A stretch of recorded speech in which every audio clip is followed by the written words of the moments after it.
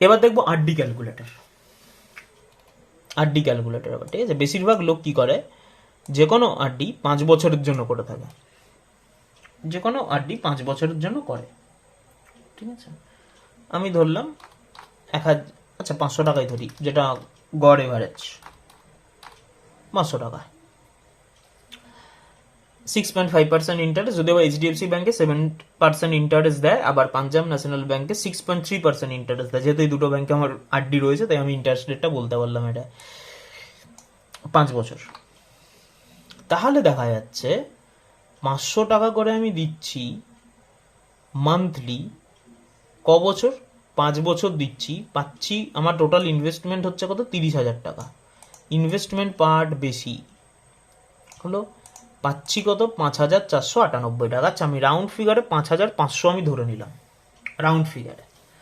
তাহলে 5,500 আমি যখন এটাকে 10 করব, তাহলে অ্যাপ্রক্স 10,000, 11,000 টাকা মতন হওয়ার কথা, তাই তো। আমার যদি এস্টিমেট রিটার্ন 5 বছরে যদি 5,498 টাকা দেয়, আমি যখন এটাকে 10 বছরের যখন করে দেবো, তাহলে ডবল হবে, স্বাভাবিক ব্যাপার। 5,500 ডবল 11,000 হওয়ার কথা। কিন্তু এবার দেখা যাক এখানে কত হচ্ছে। ট্রিক্সটা ঠিক এইখানেই।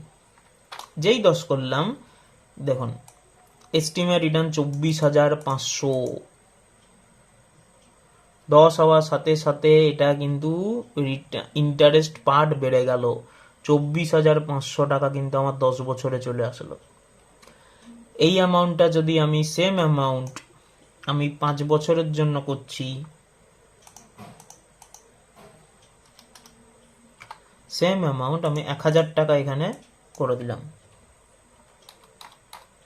5 বছরে পাচ্ছি, তাহলে আমার দিচ্ছি 60,000 টাকা, পাচ্ছি কত, 10,989 টাকা। তার মানে আমি এখানে 11,000 পুরো রাউন্ড ফিগার ধরছি।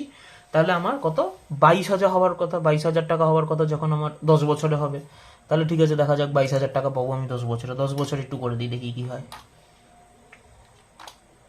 সরি, যেই করলাম 22 হলো না, হয়ে গেল 48,983 টাকা। ইনভেস্টমেন্ট অ্যামাউন্টটা হয়তো আমার বাড়ছে ঠিকই, কিন্তু তার সঙ্গে আমার ইন্টারেস্টটাও কিন্তু বেড়ে গেল। এবারে বলবেন না তাহলে আমি এই টাকাটা বেড়েছে বলে তো আমার এটা বেড়েছে।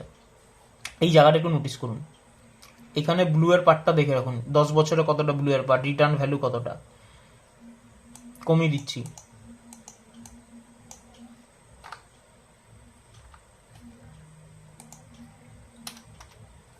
এক মিনিট,